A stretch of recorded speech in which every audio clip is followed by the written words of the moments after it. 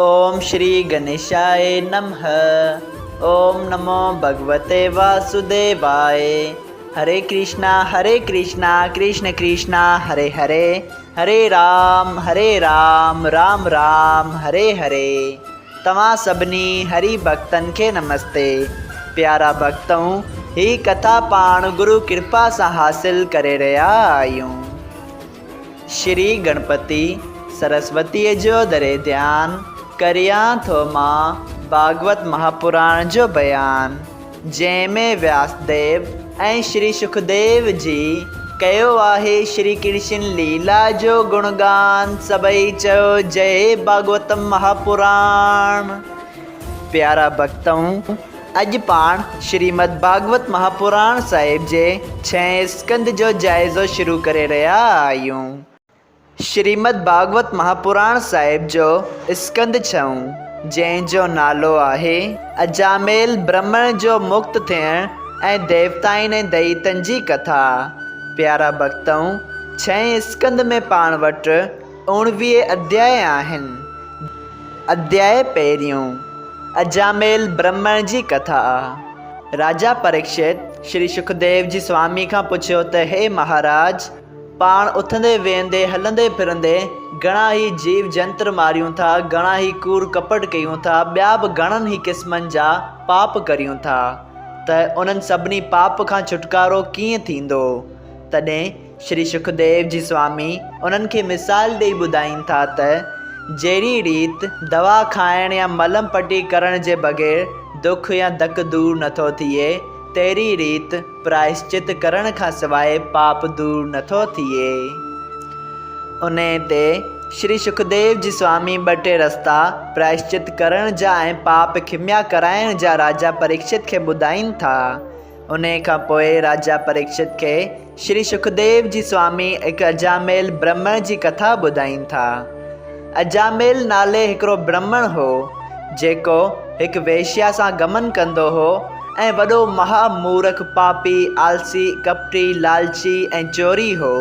शराब वापराईंदो हो, पंहिंजे गुरुअ जी बेइज़ती कंदो हो, माउ पीउ जो चयो न मञींदो हो ऐं ॿिया बि घणनि ही क़िस्मनि जा पाप कंदो हो। प्यारा भक्तों, अजामेल खे 10 पुट हुआ।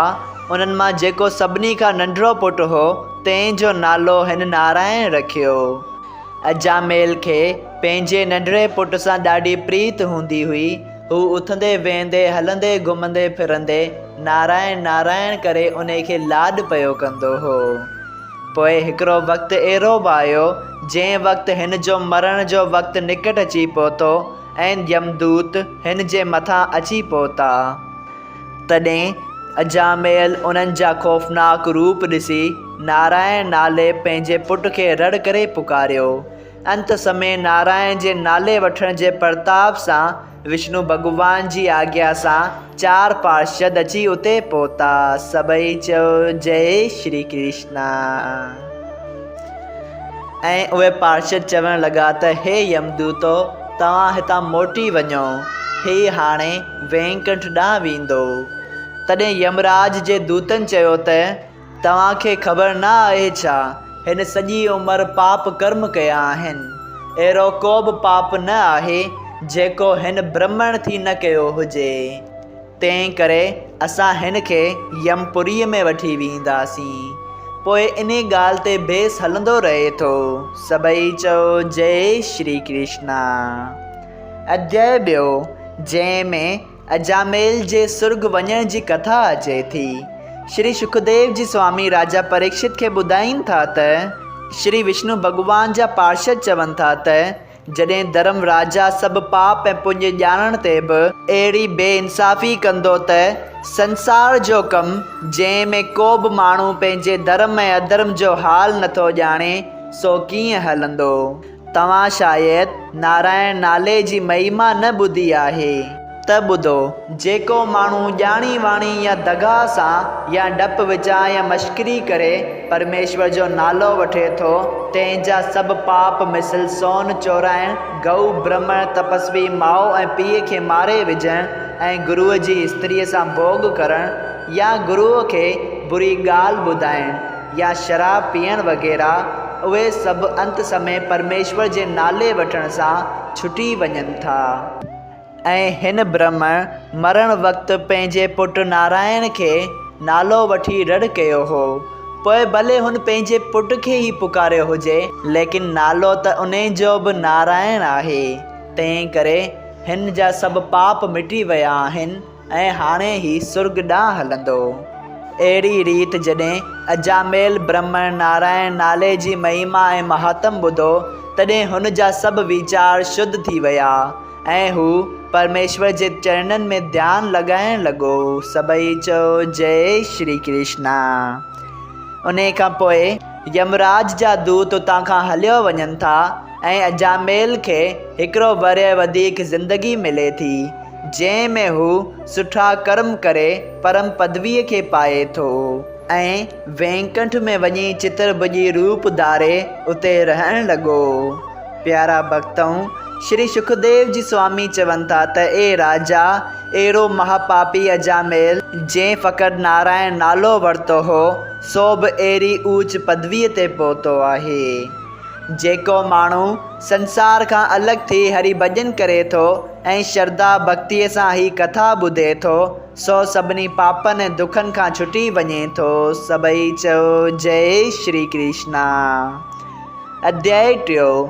यमदूतनि जो पंहिंजे राजा यमराज खे अजामेल बाबति हाल ॿुधाइण। श्री सुखदेव जी स्वामी ॿुधाइनि था त यमदूत उतां खां वञी सॼो हाल पंहिंजे राजा यमराज खे ॿुधाइनि था, जंहिं ते यमराज उन्हनि खे नारायण नाले जी महिमा ॿुधाए उन्हनि खे चवनि था त तव्हां अजामेल जे छुटी वञण जो को शौक़ न करियो, को गम न करियो, लेकिन पंहिंजो वॾो भाग सम्झियो जो श्री नारायण भॻवान जे पार्षदनि जो दर्शन कयो अथव। इहा ॻाल्हि ॿुधी यमदूतनि चयो त हे यमराज, जेकॾहिं ईअं आहे त तव्हां असांखे छाकाणि मोकिलियो था? तॾहिं यमराज उन्हनि खे तमामु सुंदर जवाबु ॾियनि था। यमराज चवनि था त मां तव्हांखे उन्हनि खे हिते यमपुरीअ में वठी अचण लाइ चवां थो, जिन माण्हुनि कॾहिं बि पंहिंजी सॼी ज़िंदगीअ में नारायण या भॻवान जो को बि नालो न वरितो हुजे, भॻवान जे नाम सां न जुड़ियो हुजे, तंहिंखे तव्हां हिते भले वठी ईंदा कयो। लेकिन जेको माण्हू भॻवान जे नाले सां मिलियलु आहे, भॻवान जो नालो जपे थो, नाम जपे थो, तंहिंखे कॾहिं बि यमपुरीअ में मतां वठी अचिजो। सभई चओ जय श्री कृष्णा। अध्याय 4। दक्ष द्वारा भॻवान जी स्तुति। श्री सुखदेव जी स्वामी राजा परीक्षित खे देवताउनि ऐं दैतनि जो हाल विस्तार सां ॿुधाइनि था। चवनि था त प्राचीन वर्ख जा 10 पुट प्रचेता नाले समंदर जे किनारे ते वञी श्री महादेव जी जे ज्ञान सेखारण सां परमेश्वर जो तप ऐं ध्यानु करण लॻा। उन्हनि जे वञण खां पोइ नारद मुनीअ जे चवण सां प्राचीन वर्ख पाण बि राजगद्दी ख़ाली करे जंगल में हरि भॼन करण लाइ हलिया विया। प्यारा भक्तऊं, परचेतुनि खे दक्ष नाले हिकिड़ो पुटु पैदा थियो, जंहिंखे उन्हनि जे पीउ मुल्क वसाइण ऐं सृष्टि वधाइण जी आज्ञा ॾिनी। दक्ष मानसी सृष्टिअ सां केतिरा आदमी पैदा कया, लेकिन जीअं त उन तरह स्त्रियूं ऐं पुरुष घणी तादाद में पैदा न थे थिया, तंहिं करे दक्ष सृष्टि वधाइण लाइ मंदराचल पहाड़ ते वञी परमेश्वर जो ध्यानु करणु लॻो। तॾहिं भॻवान हिन खे दर्शन ॾेई चयो त ए परचेतुनि जा पुट, तूं पंहिंजी तपस्या जे करे शुद्ध थियो आहीं। मां तुंहिंजी स्तुति करण ते ॾाढो ख़ुशि थियो आहियां। तॾहिं श्री नारायण भॻवान दक्ष खे चवनि था त तूं इसकी नाले छोकिरीअ सां वियांह करे उन सां भोग विलास करे मोहिणी सृष्टि पैदा कर। सभई चओ जय श्री कृष्णा। अध्याय 5। दक्ष खे 10,000 छोकिरा पैदा थियण। श्री सुखदेव जी स्वामी चवनि था त दक्ष खे उन स्त्रीअ मां 10,000 छोकिरा पैदा थिया, जिन जो नालो हरजशु रखी। उन्हनि खे दक्ष चयो त पहिरियां ई तव्हीं परमेश्वर जो तप करे अचो, पोइ संतान उत्पत्ति कजो। जंहिं ते हू सभई ॿाहिरि संसार खां अलॻि थी जंगल में वञी परमेश्वर जो ध्यानु करणु लॻा। नारद मुनि दया जी वाट सां उन्हनि खे भवसागर पार उतारण लाइ अची हिकिड़ी गुजारत ॾिनी, यानी के पहेली ॾिनी। जंहिं गुजारत खे हल करण बाद उन्हनि खे आत्म ज्ञान पैदा थी वियो ऐं हू हमेशा लाइ जंगल में परमेश्वर जे ध्यान करण लाइ वेही रहिया ऐं परमहंस थी जीवन मुक्त थी विया। जॾहिं घणनि ॾींहंनि गुज़रण ते बि हू वापसि घर न मोटिया, तॾहिं दक्ष खे ख़बर पई त नारद मुनीअ जे ज्ञान सेखारण सां हू दुनिया खां अलॻि थी विया आहिनि। इहो वीचार करे दक्ष वरी 1000 पुट ॿिया पैदा करे जंगल में तप करण वास्ते मोकिलियो ऐं चयाईं त तप करे अची पोइ संतान पैदा कजो। लेकिन नारद मुनि उन्हनि खे बि उहो ई ज्ञान सेखारे संसारी माया चढ़ाए परमहंस बणाए छॾियो। इहो हाल ॾिसी दक्ष क्रोध में अची नारद मुनीअ खे श्राप ॾिनो ऐं पोइ ब्रह्मा जी स्तुति वञी कयईं। ब्रह्मा जी चयो त तूं हाणे स्त्रियुनि खे पैदा कर, छो त स्त्रियुनि खे ज्ञान देर सां थींदो आहे ऐं नारद मुनि उन्हनि खे घर में अची ज्ञान सेखारे की न सघंदो। सभई चओ जय श्री कृष्णा।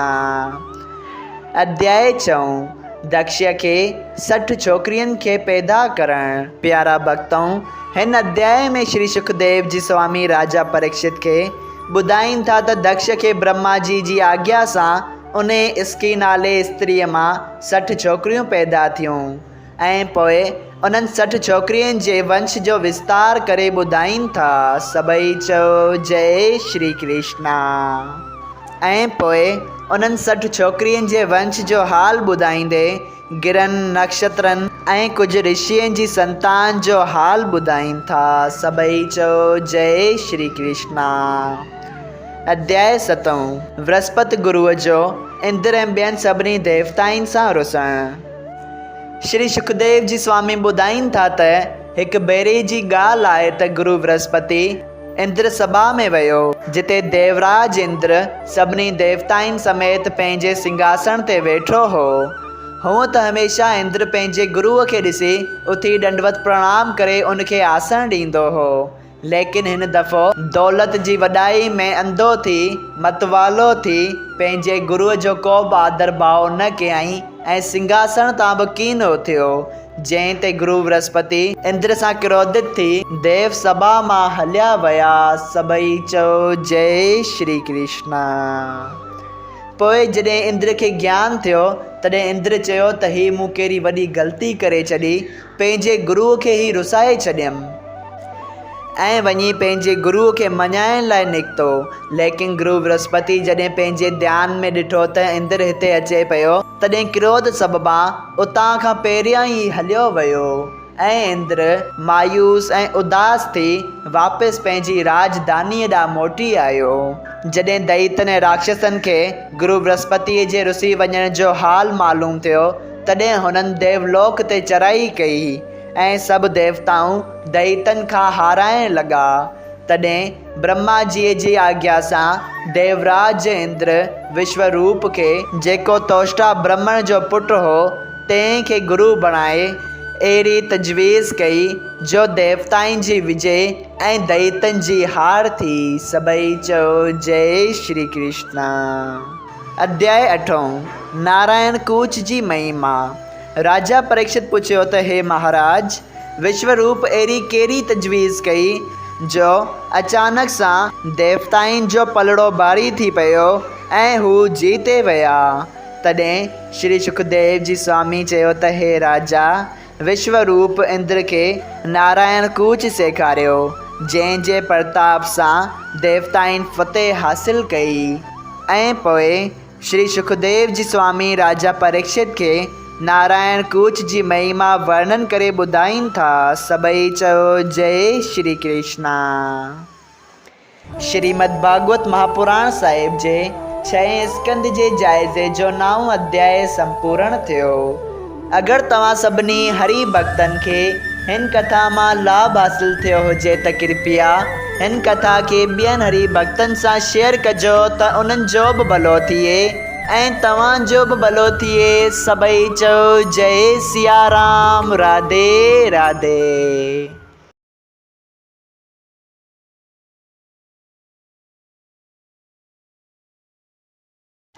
ओम श्री गणेशाय नमः। ओम नमो भगवते वासुदेवाय। हरे कृष्णा कृष्ण कृष्णा हरे हरे, हरे राम राम राम हरे हरे। तव्हां सभिनी हरि भक्तन के नमस्ते। प्यारा भक्तों, ही कथा पाण गुरु कृपा से हासिल करे रहा आहियूं। श्री गणपति सरस्वती जो दरे ध्यान करियां थो मां भागवत महापुराण जो बयान, जंहिंमें व्यासदेव ऐं श्री सुखदेव जी कयो आहे श्री कृष्ण लीला जो गुणगान। सभई चयो जय भागवत महापुराण। प्यारा भक्तों, कल कथा में पाण श्रीमद् भागवत महापुराण साहिब जे 6 स्कंद जे जायज़े जी कथा में 8 अध्याय संपूर्ण किया हुआ। अज उन कथा के वधीक अॻिते वधाईंदे अध्याय 9 शुरू करे रहा आहियूं। अध्याय 9 विश्वरूप जो मौत। श्री सुखदेव जी चयो त ए राजा, हिकिड़े भेरे जी ॻाल्हि आहे त देवराज इंद्र विश्वरूप खां यज्ञ करायो, लेकिन उन यज्ञ में विश्वरूप दैतन जे चवण ते दैतन जे लाइ आहुति विधी, जंहिं ते देवराज इंद्र क्रोध सब मां उन्हनि जी हत्या करे छॾी। जंहिं सबबु देवराज इंद्र जे मथां ब्रह्महत्या जो लांछन लॻी पियो ऐं ब्रह्महत्या जे करे पूरो साल देवताउनि जी का बि विजय न थी ऐं देवताऊं आहिस्ते आहिस्ते पस्तीअ ॾांहुं वञण लॻा। पोइ ब्रह्मा जी जी तजवीज़ करण ते देवराज इंद्र उन ब्रह्महत्या जे पल के 4 हिस्सनि में विराए, हिकिड़ो हिस्सो ज़मीन खे, ॿियो हिस्सो वणनि खे, टियों हिस्सो स्त्रीअ खे ऐं चौथों हिस्सो पाणीअ खे ॾेई छॾियो। जंहिं खां पोइ देवराज इंद्र जे मथां ब्रह्महत्या जो पाप लही वियो। सभई चयो जय श्री कृष्णा। हुते ॿिए पासे विश्वरूप जे पिता तोष्टा हिकिड़ो अहिड़ो पुटु पैदा कयो, हिकिड़ो अहिड़ो पुटु पैदा करण लाइ मंत्र पढ़ियो जेको इंद्र जी हत्या करे, जेको इंद्र खे मारण वारो थिए। लेकिन माता सरस्वतीअ जी कृपा सां उन जे मुखां कुझु अहिड़ा मंत्र निकिता त मूंखे को अहिड़ो पुत्र पैदा थिए जेको देवराज इंद्र जे हथां मारिजे। सभई चयो जय श्री कृष्णा।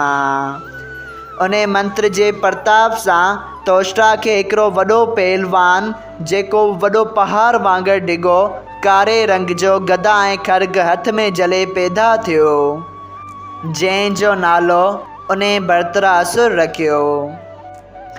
भरतरासुर पंहिंजे पीउ जी आज्ञा सां देवलोक ते अची राक्षसनि समेत हमिलो कयो ऐं देवताउनि खे उतां हाराए भॼायो।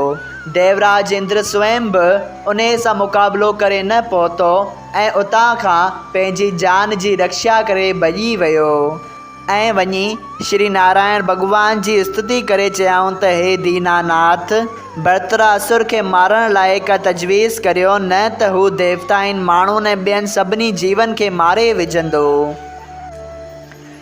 तॾहिं श्री नारायण भॻवान चयो त तव्हीं दोहीच रखेश्वर जी हॾी, जेको वॾो महान रखेश्वर आहे जंहिं घणो तप कयो आहे, उन जी हॾी वठी उन हॾीअ सां तरार ठारायो, यानी कि हिकिड़ो शस्त्र हथियार ठारायो ऐं उन हथियार सां भरतरासुर जी मौत थींदी। सभई चयो जय श्री कृष्णा। अध्याय 9 जंहिं में श्री सुखदेव जी स्वामी राजा परीक्षित खे देवताउनि जो दोहिच रखेश्वर वटि वञण ऐं उन्हनि खां पंहिंजी हॾियुनि जो दान करण लाइ चवनि था। तॾहिं दोहिच रखेश्वर पहिरियां ई त मना करे छॾीनि था, लेकिन पोइ इंद्र जे सम्झाइण सां पंहिंजी हॾी ॾियण लाइ राज़ी थी वञनि था ऐं पोइ इंद्र उन्हनि जी हॾियुनि मां हिकिड़ो वॾो हथियार विश्वकर्मा खां ठाराइनि था, जंहिंजो नालो वज्र रखिजे थो। सभई चयो जय श्री कृष्णा। उन हथियार जे ठहण बाद देवताऊं वरी संभरी दैतन सां युद्ध करण लाइ आया। भरतरासुर पंहिंजी फ़ौज गॾु साण करे देवताउनि सां युद्ध कई ऐं कुझु ई देर में देवताउनि जो पलड़ो भारी थी पियो ऐं दैत उतां खां पुठि ॾेखारे भॼण लॻा। सभई चयो जय श्री कृष्णा। अध्याय 11 जंहिंमें श्री सुखदेव जी स्वामी राजा परीक्षित के देवराज इंद्र ऐं बृतरासुर जे विच में थियण वारी युद्ध जो सॼो अहवाल बयान करे ॿुधाइनि था। ऐं 12हें अध्याय में देवराज इंद्र के बृतरासुर ज्ञान भरियूं ॻाल्हियूं चवनि था त जेकॾहिं मां तुंहिंजे हथां मरी वयसि त बि तुर्त ई परमेश्वर जे चरणनि में वञी पहुचंदसि ऐं जेकॾहिं तूं मुंहिंजे हथां मरी वएं त आऊं देवलोक जो राज कंदसि। अहिड़ा वचन देवराज इंद्र जॾहिं बृतरासुर जे मुखां ॿुधा तॾहिं अजब में पइजी विया। लेकिन युद्ध कंदे कंदे देवराज इंद्र जे हथां बृतरासुर जी मृत्यु थी वञे थी। सभई चयो जय श्री कृष्णा। अध्याय 13 जंहिंजो नालो आहे इंद्र जो ब्रह्महचा जे डप खां भॼणु। श्री सुखदेव जी स्वामी चवनि था त बृतरासुर जे मरी वञण ते सभई देवता ख़ुशि थियनि था, लेकिन इंद्र उन ते ख़ुशि नथो थिए, छो त बृतरासुर बि तोष्टा जो पुटु हो, यानी के ही बि ब्राह्मण हो ऐं इंद्र खे पहिरियां ई ब्रह्महचा जो डपु हो। तॾहिं बृतरासुर जी लाश मां उन जी ब्रह्महचा निकिरी देवराज इंद्र खे गरकाए वञण वास्ते उन जे पुठियां पवे थी ऐं इंद्र पंहिंजी जान बचाईंदो वञी हिकिड़े कमल जे गुल में लिकी वञे थो। हिते देवताउनि जो सिंघासन ख़ाली पियो हो, तंहिं करे देवताउनि रकेश्वरनि सां सलाह करे नेक नाले हिकिड़े राजा खे देवलोक जो राजा बणायो, जेको वॾो धर्मात्मा ऐं प्रतापी हो। जॾहिं राजा नेक इंद्रासन ते वेही इंद्र जी राणीअ खे ॾिठो तॾहिं उन ते मोहित थी चवणु लॻो त इंद्र जो सभु कुझु मुंहिंजो आहे, यानी के तूं बि मुंहिंजी आहीं, पोइ तूं छाकाणि मूं वटि नथी अची। तॾहिं इंद्र जी राणी पंहिंजो पतिव्रता स्त्रीअ जो धर्म बचाइण लाइ गुरु बृहस्पतिअ सां सलाह कनि थियूं ऐं तजवीज़ वठनि थियूं, जेके ॿुधाइनि था त तूं हाली फ़िलहाल हिन खे दिलासा ॾे। लेकिन दिलासा ॿुधंदो ॿुधंदो हिकिड़ो ॾींहुं राजा नेक पालकी में चढ़ी रकेश्वरनि ऐं देवताउनि खे ज़बरदस्ती साण करे राणीअ जे महिलात ॾांहुं पहुतो। लेकिन रस्ते में रकेश्वरनि खे यको लतूं हणी चवंदो आयो त तव्हां हलो, जल्दी हलो, जल्दी हलो, देरि छाकाणि पिया कयो, मूंखे जल्दी पुॼायो।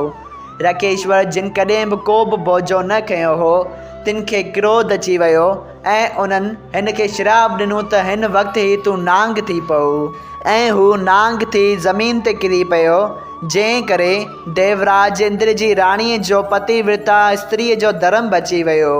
ऐं गुरु बृहस्पतिअ जे सम्झाइण सां देवराज इंद्र अश्वमेध यज्ञ करे ब्रह्महचा जे पाप खां छुटी दिव्य रूप धारण करे देवलोक जो राज करण लॻो। सभई चयो जय श्री कृष्णा। अध्याय 14 बृतरासुर जो अगूणो जनम। श्री सुखदेव जी स्वामी खां राजा परीक्षित पुछियो त बृतरासुर खे राक्षस हुअण बावजूद बि अंत समय ज्ञान कहिड़ी रीत प्राप्त थियो, मतिलबु त आख़िरी समय में ज्ञान छो प्राप्त थियो, उन पोयां कहिड़ी वजह आहे, इहा कथा कृपया करे ॿुधायो। श्री सुखदेव जी ॿुधाइनि था त बृतरासुर अॻूणे जनम में चित्रकीत नाले सतन दीपनि जो राजा हो, धर्म सां पंहिंजी प्रजा जो पालन ऐं राज कंदो हो। उन राजा खे 1 करोड़ स्त्री हुअण सां बि को औलाद न हो। तॾहिं अंगरा रकेश्वर खां तप कराए हुन हिकु औलाद पैदा कयो। जॾहिं हिकिड़ो औलाद पुत्र पैदा थियसि तॾहिं हू पुत्र जे मोह में हमेशह पंहिंजी वॾी राणीअ वटि रहंदो हो, जंहिं मां उहो पुटु पैदा थियो हो। इन ॻाल्हि ते ॿियूं जेके उन जूं स्त्रियूं हुयूं तिन हसद सबबा उन छोकिरे खे मारे विधो, छो त हुन सम्झियो थे त इन छोकिरे जी ॼापण जी वजह सां असांजी अहिड़ी दुर्गति थी आहे जो असांजो स्वामी, असांजो पति असां वटि मोह बि नथो खणी निहारे। 24 कलाक 8 ई पेर पंहिंजे वॾी राणीअ जे कक्ष में उन छोकिरे वटि रहंदो आहे।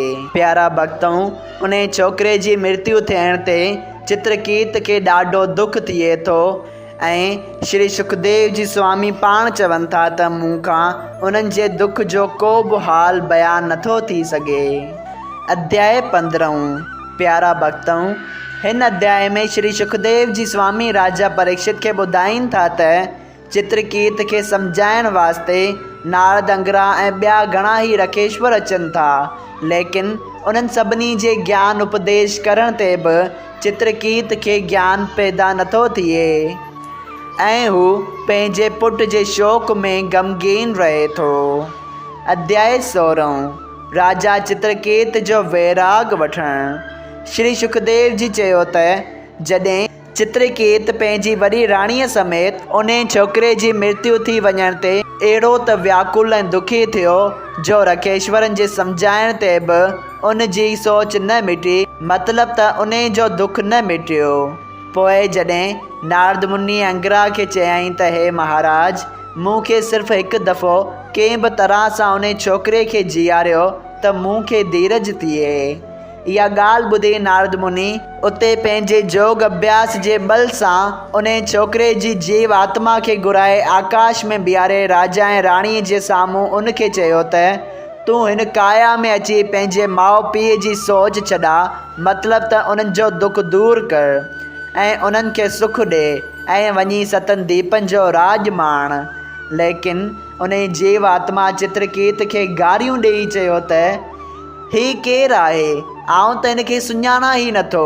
ही कहिड़े जनम जा मुंहिंजा माउ पीउ आहिनि? पुठिएं जनम में त ही चित्रकेत मुंहिंजो दुश्मन हो ऐं हिन मूंखे पंहिंजी सॼी सेना समेत हाराए छॾियो हो। सो जीव आत्मा त हर जनम में पंहिंजो बदिलो पूरो करण वास्ते अचे ऐं वञे थी। मुंहिंजो त हिननि सां को रिश्तो नातो ई न आहे, पोइ छाकाणि मां हिननि खे सुख ॾियण वास्ते वरी हिन दुनिया जे जंजाल में माया जे महाॼार में अची फसां। चित्रकेत उन जीव आत्मा जे मुखां अहिड़ा वचन ॿुधी ॾाढो पछतायई ऐं आख़िरकार वैराग वठी जंगल में पंहिंजी राणीअ समेत जमुना नदीअ जे किनारे ते वञी नारद मुनीअ जे ॿुधायल मंत्र जो जाप करणु लॻो ऐं मंत्र जे प्रताप सां 7 ॾींहंनि में शेष भॻवान हिन खे दर्शन ॾिनो। शेष भॻवान चित्रकेत खे उन बदन सां दया धरण जो राजा बणाए ही वरदान ॾिनो त तोखे हमेशा हरीअ जे चरणनि जी भक्ति रहंदी। ऐं पोइ झटपट हिकिड़ो सुहिणो विमान सभिनी जायुनि ते पहुचण वारो उनखे ॾेई शेष भॻवान अंतर ध्यान थी वियो। सभई चयो जय श्री कृष्णा। अध्याय 17 माता पार्वतीअ जो राजा चित्रकेत खे श्राप ॾियणु। श्री सुखदेव जी स्वामी चवनि था त हिकिड़े ॾींहुं राजा चित्रकेत पंहिंजी स्त्रियुनि समेत विमान ते चढ़ी सैर करणु निकितो त कैलाश पर्बत ते जिते श्री महादेव जी श्री पार्वती जीअ खे पंहिंजी गोद ते विहारे बर्ग ऐं ॿियनि रखेश्वरनि खे ज्ञान सेखारे रहियो हो।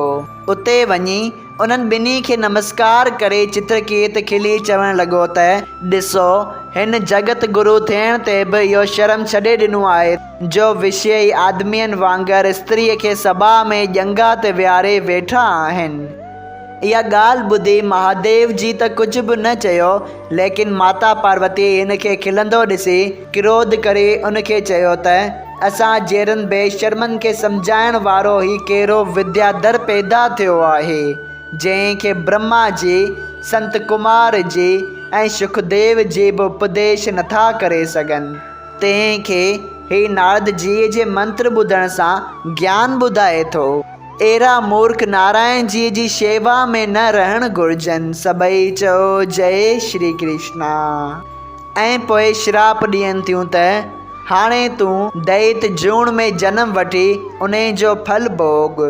ऐं उन श्राप जे प्रताप सां हिन अची बर्तरासुर दैत जो जनम पातो। सभई चयो जय श्री कृष्णा। अध्याय 18 अदिति ऐं दिति जी संतान जी कथा। प्यारा भक्तों, हिन अध्याय में श्री सुखदेव जी स्वामी राजा परीक्षित खे दिति ऐं अदिति जे संतान जो सॼो वर्णन अहवाल करे ॿुधाइनि था, जंहिंमें श्री सुखदेव जी स्वामी ॿुधाइनि था त हिरण्यकश्यप ऐं हिरणाक्ष जे मरी वञण बाद उन्हनि जी माता दिति पंहिंजे पतीअ खां हिकिड़ो वरदान घुरनि थियूं त मूंखे को अहिड़ो पुटु पैदा थिए जेको इंद्र खे मारे। तॾहिं अगस्त्य ऋषि उन्हनि खे हिकिड़े विर्त जी विधि ॿुधाइनि था, जंहिं विर्त जे पालन करण सां उन खे अहिड़ो प्रतापी पुटु पैदा थी सघियो थे जेकॾहिं उन विर्त में को भंग या को विघन न पवे। ऐं हू उन विर्त जो पालन करणु लॻी, लेकिन हिकिड़े दफ़ो उन्हनि खां चूक थी पई ऐं इंद्र सुठो मौक़ो ॾिसी पंहिंजी जान बचाइण लाइ उन जे गर्भ में हलियो वियो। दितीअ जे गर्भ में हिकिड़ो पुटु हो जंहिंजा इंद्र 7 टुकड़ा करे छॾिया। पोइ वरी हर हिकु टुकड़े खे 7 हिस्सनि में तक़सीम करे छॾियो। मतिलब त कुल 49 टुकड़ा थी विया। लेकिन दितीअ जो एतिरा वर्य इन विर्त जो पालन कयो हो, सो उन जे प्रताप सां दितीअ खे 49 पुट पैदा थिया। ऐं पुट पैदा थियण वक़्तु इंद्र बि उन जे गर्भ मां पैदा थियो। मतिलब त इंद्र बि उन जो ई पुटु पैदा थियो। पोइ उहे 49 ई पुत्र वञी इंद्र जा ॿाहिरि थी देवता थियनि था। सभई चओ जय श्री कृष्णा। अध्याय 19 में राजा परीक्षित खे श्री सुखदेव जी स्वामी उन विर्त जी सॼी विधि वर्णन करे ॿुधाइनि था। सभई चओ जय श्री कृष्णा। श्रीमद् भागवत महापुराण साहिब जे 6 स्कंद जो जाइज़ो संपूर्ण थियो। अगरि तव्हां सभिनी हरि भक्तनि खे हिन कथा मां लाभ हासिल थियो हुजे त कृपया हिन कथा खे ॿियनि हरि भक्तनि सां शेयर कजो त उन्हनि जो बि भलो थिए ऐं तव्हांजो बि भलो थिए। सभई चओ जय सिया राम। राधे राधे।